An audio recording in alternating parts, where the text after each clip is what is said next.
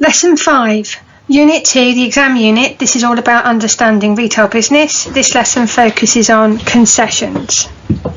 Click the Superboy for super help about super retailing. So lesson 5 is about concession. So you're going to find out what a concession is, the different types of concessions, and how concessions can help new businesses and the host businesses that are in as well. So you see the key vocabulary on the right hand side, where you've got the host or concession that's just mentioned, and the X ones unmanned and manned, and the careers down the bottom showing a broader span of retail careers available. This is your work list for lesson 5 on concessions. Number 1, a collage. Number 2, about footfall and unmanned concessions. So you've got to do some explanations. And the last one about supermarket concessions. It's quite a short list of work for this lesson, so we will call this a short lesson. So let's kick off with some definitions about concessions, what they are and where they appear. The owner of the concession retailer pays another retailer to sell its products in its store. In other words, it is one retailer located in another retailer, inside the other one. The concession store is usually smaller in size and will take up a small space within the larger host store. The concession store will pay the larger store to do this, either by a lease, also known as rent, or by a percentage of its profits. Concessions mainly operate in retail outlets, but also take place in other venues such as airports, shopping malls, sporting venues, cinemas and sorts of things like that. Your first task. Find your own images of concessions and put all the images together in a collage in the space below. This is much like the other one, so it should be a familiar task for you to do. This is just about images, so you can build your own examples. Right, let's get a bit more technical about concessions. Let's actually realise there are 2 types. So this part of the lesson, this slide tells you all about what the 2 types are. Manned concessions, such as Primark in Selfridges or Oasis in Debenhams, these are run by the retailer with separate tills who rent the space in the store.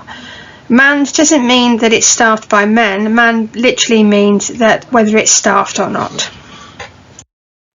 Unmanned concessions. Products are in store and sold to the host store's till and then invoiced when sold. An example would be a greeting card spinner, like the one on the right, in a convenience store. The concession retailer will provide all its own products, signage, display and merchandising equipment and its own staff in a manned concession. The benefits to the concession store are that its costs are likely to be lower than having its own store, and footfall will be higher through the host store.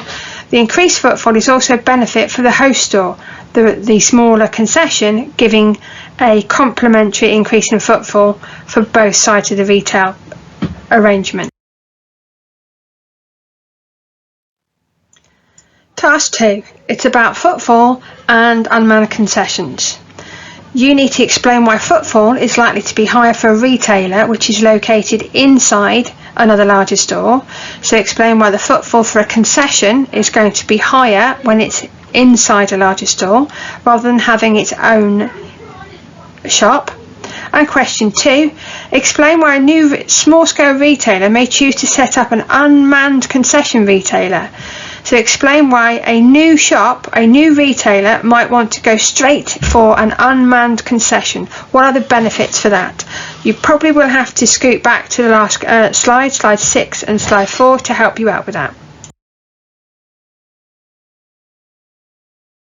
Here are some examples for you.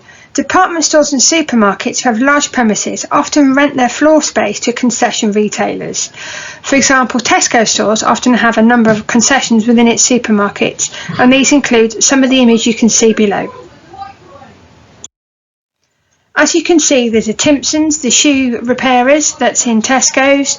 You've got Holland & Barrett, the health food store part to it. There's Vision Express, the opticians, Costa, you've got Krispy Kreme, who are the unmanned ones. You've got the Rug Doctor, which is a rug preparer, which you might not even have noticed. And on the other side of the tills, you see the Coinstar, which is where you go and do your turn your notes into change.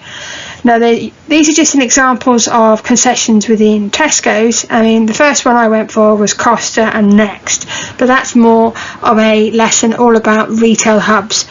But it is equally another example for you. This is your final task. This involves slide 9 and slide 10. So on slide 9, we'll discuss what you need to do. You need to visit your local supermarket store or your department store, or if you can't visit it, which we can't during lockdown, then you have to go and browse online. You need to write down, or better still, collect some photos, screenshots of the concession retailers who operate within the store. Number 2, explain the benefits to the concession store, the yellow part, the concession. So explain the benefits to the smaller business and to the host retailer of agreeing to have the concession store within the store. So you've got to look at the benefits to both sides of the relationship. And last of all, what are the disadvantages of operating a concession store? Well, the task was set for you on slide 9. This is where you can actually write your answers. So you've got the left-hand column, which is where you put your images of your concessions in the supermarket or the department store, whatever you want to use. And then in the middle column, you write down the benefits, but remember it's for both sides of the relationship, so the benefits to the concession store and benefits to the host store. And in the final right-hand column, you write down the disadvantages to the concession store and a disadvantage to the host store.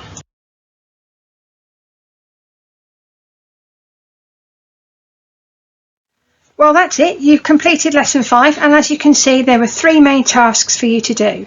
The collage on the concession examples, you've got some explanation on footfall and about unmanned concessions, and then your final investigation about the relationships between the host and the concession store.